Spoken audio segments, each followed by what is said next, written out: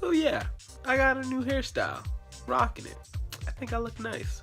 Welcome to the 365 vlog.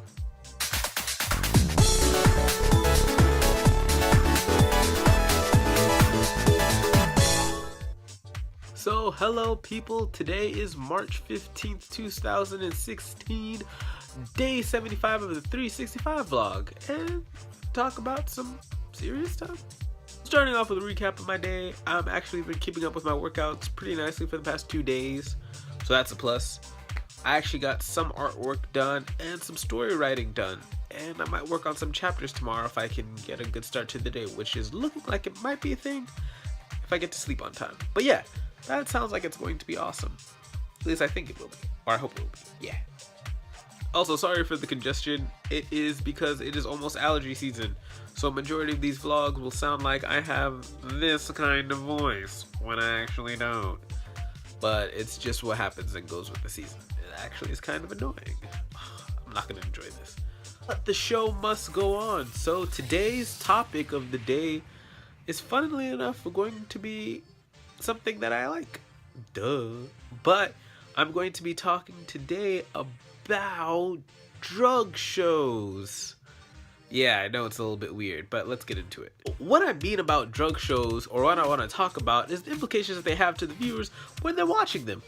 And I watch these shows a lot. I'll break down a load of different shows in different vlogs, but we're going to start with the drug ones because I've been watching it today. And one of my favorite ones to watch is Drugs Inc. It's a show that goes maybe around the world or to different places that showcase people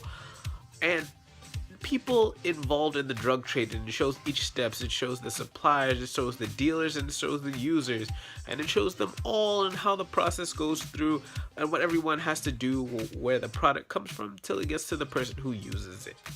I enjoy the show on the surface for the information that it gives me about the subject when it comes to drugs and certain statistics and numbers that they use when they're explaining to me what this whole thing is about, or what it does each year, like how many people die from this drug each year, or related deaths, or what's going on in a certain part of the world that I may not know what is going on, or not exactly know what the drug does, or all that other nice information. It's very informative. So on that part I feel less ignorant, and I get a little bit of insight into a world that I normally wouldn't get insight in. And I think that's mainly why people watch these kind of shows, is that it gives them a little peep into the world, kind of like True Life or Underworld Inc., which is another variation of this show, or maybe like Cops, yeah, that kind of stuff. There can be effects of this show on people who are watching it who may not be as well informed as other people when it comes to this type of subject, and that it may paint a picture of people of color in a certain way. Granted, some of the people on the program do cover their faces fully, or they have like voice changers, but some of them, or most of them, you can see with the dealers, and even the people who get the drugs from the origin place, like where it comes from, they're people of color.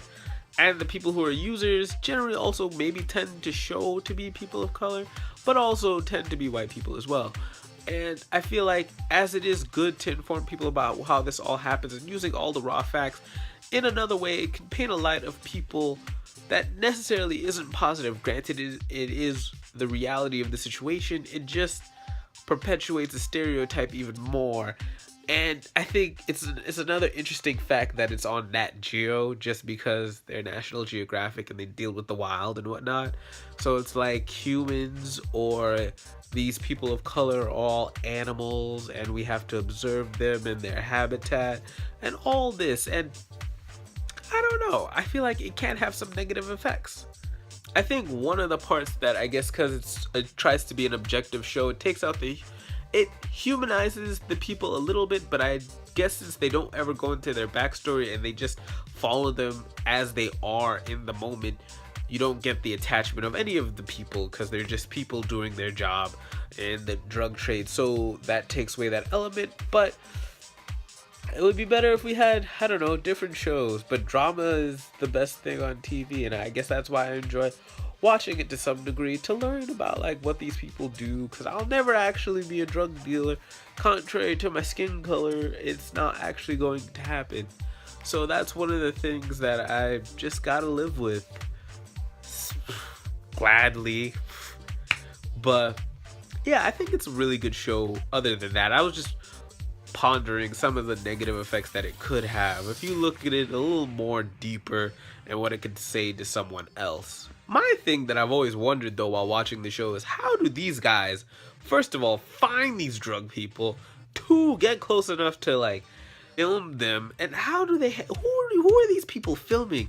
These are some ballsy people. I'm like, you just going with these drug lords or drug dudes and anything can go down. Nothing ever seems to go down. Maybe those episodes get scrapped or someone dies. I've never heard of anyone dying, but they could die. They could easily die, and that shit is crazy, I think. And I wonder if anyone has died, and like, I wonder what happens post episode. Do like police come and ask for the footage and names? And are they can they legally give them, or they can't because there's some sort of protection there?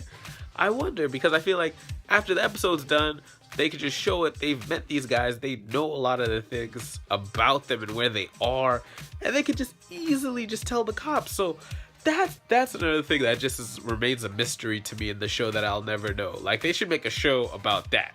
What happens after the show? That should be a show. That would be interesting. Like, after Drugs Inc. hours, something. I don't know. That would be kind of cool to see inside. Or if you guys can tell me in the comments below if you know how that works, that would be great. Because I want to get informed in that. Because that's been like bustling around in my head. Like, how they get away with that? How you get away with that?